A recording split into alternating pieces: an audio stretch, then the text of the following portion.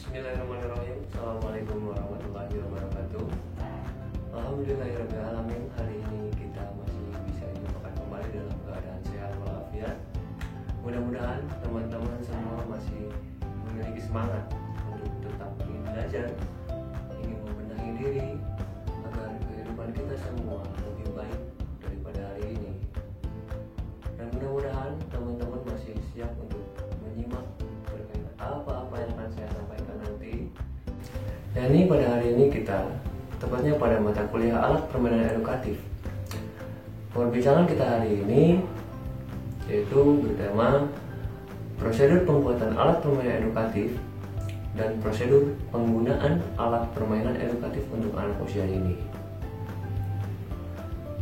Pada dasarnya, ketika kita berbicara tentang alat permainan edukatif dari yang telah kita sampaikan ataupun yang telah kita simak bersama di pertemuan sebelumnya, yakni bahwa permainan edukatif memiliki syarat ataupun nilai-nilai yang wajib terkandung dalam alat permainan tersebut. Salah satunya yaitu yang terpenting adalah bahwa alat permainan edukatif wajib mengandung nilai-nilai edukasi bagi para penggunanya, terutama dalam kondisi saat ini adalah bagi anak usia dini.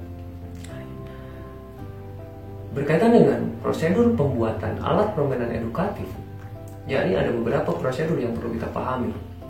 Yang pertama, bahwa alat permainan edukatif dipastikan membutuhkan bahan.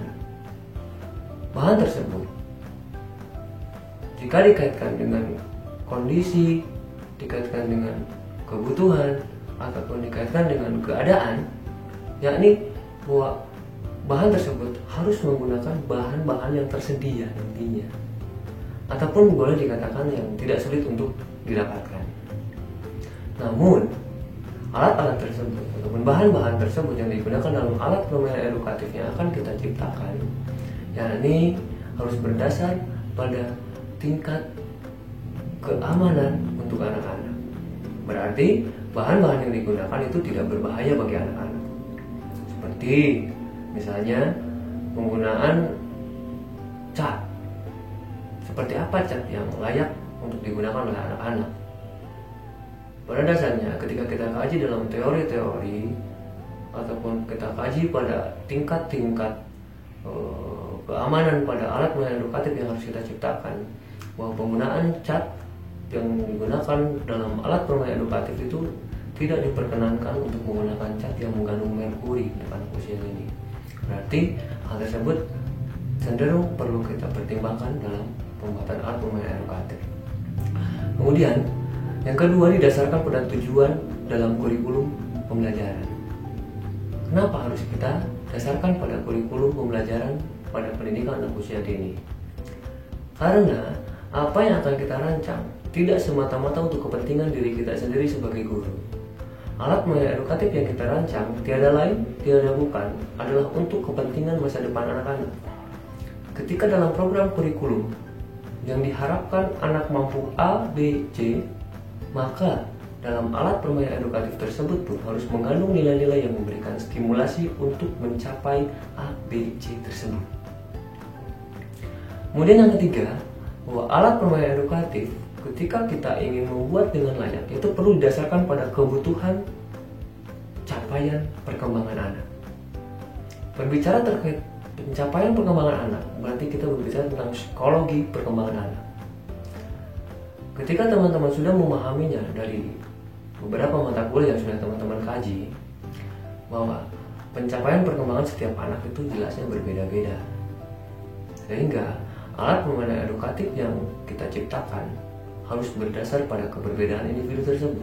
Karena pada dasarnya setiap anak-anak itu dinyatakan sebagai individual differences, bahwa setiap anak memiliki keberbedaan kebutuhannya yang didasarkan pada perkembangan tadi. Maka setiap kebutuhan capaian perkembangan anak perlu distimulasi oleh alat permainan edukatif yang memiliki kadar yang berbeda pula. Tidak bisa kita berpikir bahwa satu alat permainan edukatif bisa mengembangkan seluruh kemampuan siswa ataupun seluruh siswa yang harus dikembangkan dalam konsep pencapaian perkembangan dari alat main edukatif yang kita buat hanya satu itu. Itu kuncinya. Kemudian alat main edukatif yang kita ciptakan juga harus didasarkan pada subjek pengguna atau kemampuan dasar anak. Kemampuan dasar anak yang dimaksud adalah kemampuan apa yang anak miliki di saat itu. Jangan sampai alat permainan edukatif yang kita buat tidak sesuai ataupun tidak mampu anak gunakan. Seperti ketika kita membuat alat permainan edukatif terlalu besar atau terlalu berat, maka kemampuan anak, apakah anak sanggup untuk menggunakannya atau tidak? Apakah anak sanggup untuk memegangnya atau tidak? Atau dari sisi-sisi yang lain, selain besar, selain berat, juga hal-hal yang lain, keterbacaan, keterlihatan. Apakah kemampuan anak dalam melihat konten yang kita sampaikan ataupun dalam informasi yang kita sampaikan melalui alat permainan tersebut, apakah sanggup untuk anak lihat? Karena daya lihat anak pun memiliki keterbatasan, tidak seperti halnya manusia dewasa. Seperti halnya yang sudah saya sampaikan di pertemuan-pertemuan sebelumnya, bahwa anak-anak itu bukan manusia dewasa yang berukuran mini, tapi anak-anak merupakan makhluk Tuhan yang diyakini memiliki potensi yang sangat tinggi, namun mereka membutuhkan pendampingan dari manusia dewasa untuk mengembangkan potensi tersebut. Itulah yang mungkin harus kita perhatikan dalam prosedur pembuatan alat permainan edukatif untuk anak usia dini. Kemudian, yang berikutnya, kita akan berbicara terkait prosedur penggunaan alat permainan edukatif. Prosedur penggunaan alat permainan edukatif tentunya tadi sudah sedikit disinggung bahwa penggunaan alat permainan edukatif harus sesuai dengan kurikulum. Itu jika kita berbicara terkait pendidikan formal. Namun pada dasarnya ketika kita berbicara terkait pendidikan non formal maupun informal, jika berbicara kaitan kurikulum, sebetulnya kurikulum itu ada. Namun dalam pendidikan formal bisa jadi kurikulumnya itu tertulis, tapi dalam non formal dan informal bisa jadi kurikulumnya itu tidak tertulis.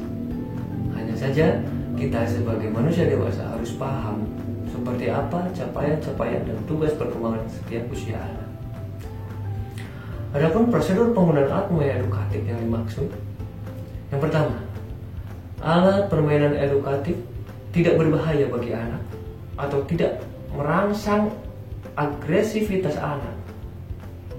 Maksudnya adalah bahwa setiap alat permainan edukatif yang kita ciptakan tidak boleh membuat anak untuk berperilaku negatif, seperti memancing tindakan-tindakan yang tidak bermoral ataupun tindakan-tindakan yang mengeluarkan moral negatif, ataupun membuat anak mencontoh perilaku-perilaku yang tidak bermakna dalam hidupnya dari alat permainan edukatif yang kita buat. Itu prosedur pemanfaatan yang pertama. Kemudian yang kedua, pilihan alat permainan edukatif tidak didasarkan pada guru, tapi biarlah anak-anak yang memilih permainan edukatif apa yang ingin anak gunakan untuk hari itu. Kenapa hal itu perlu kita pertimbangkan? Karena dalam kondisi pendidikan, dalam konsep pendidikan secara nyata, biarkan anak mau belajar apa, jangan biarkan anak harus belajar apa. Karena dengan kondisi seperti itu, maka anak-anak diyakini akan merasa nyaman, akan merasa senang ketika anak belajar bermain sesuai dengan kehendak dirinya. Namun pada dasarnya tetap saja kita sebagai guru, kita sebagai orang tua harus menjadi fasilitator ataupun sebagai benteng dari apa yang harus anak lakukan dalam kegiatan bermain tersebut. Yang ketiga, alat permainan yang kita berikan sebagai fasilitas dalam bermain anak sebaiknya bersifat variatif. Tidak hanya satu alat permainan edukatif yang kita berikan kepada anak, sehingga pada kondisi yang tadi anak-anak benar bisa memilih alat permainan edukatif apa yang ingin anak mainkan di saat itu. Untuk apa? Untuk mengembangkan diri anak itu masing-masing. Yang berikutnya, tingkat kesulitan sebaiknya disesuaikan dengan rentang usia anak. Telah teman-teman pahami bahwa setiap usia perkembangan anak memiliki kemampuan yang berbeda-beda. Jangankan perbedaan usia perkembangan, antar individu pun kita yakini bahwa anak-anak tersebut memiliki perbedaan kemampuan. Secara mendasar, ketika kita merancang alat main edukatif tadi, kemudian dikaitkan dengan prosedur penggunaannya, bahwa alat main edukatif itu perlu dipertimbangkan dari sisi kemampuan anak dalam penggunaannya.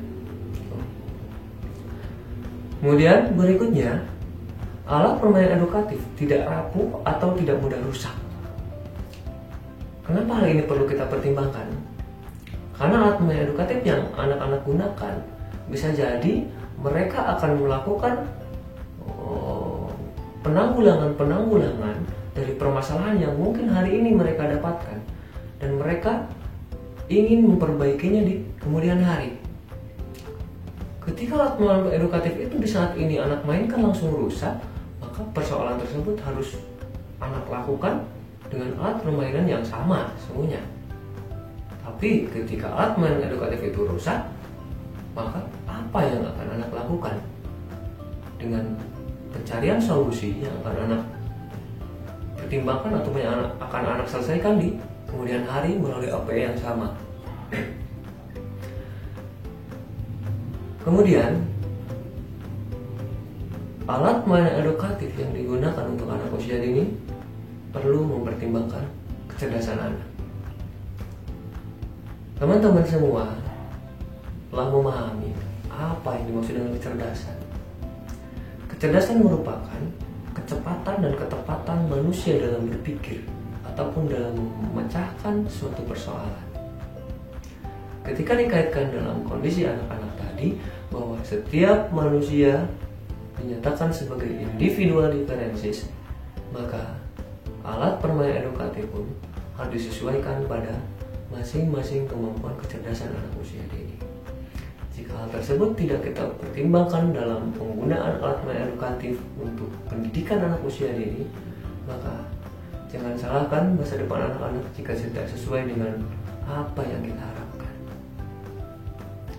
Terima kasih atas perhatian dari teman-teman. Mungkin itu saja yang dapat saya sampaikan dalam pertemuan kita hari ini. Mudah-mudahan apa yang telah kita kaji hari ini dapat bermanfaat, dapat bermakna untuk kehidupan kita semua, dan mudah-mudahan suatu saat nanti kita dapat menemukan makna dari apa yang telah kita diskusikan hari ini. Kemudian selanjutnya saya aturkan maaf yang sebesar-besarnya atas segala kekurangan yang saya sampaikan. Mudah-mudahan segala kekurangan, segala kehilapan yang tadi saya sampaikan itu dapat menjadi bahan untuk perbaikan kita ke depannya. Sebelum saya tutup pertemuan kita di hari ini, mari kita teriakan, aku bahagia hari ini. Assalamualaikum warahmatullahi wabarakatuh.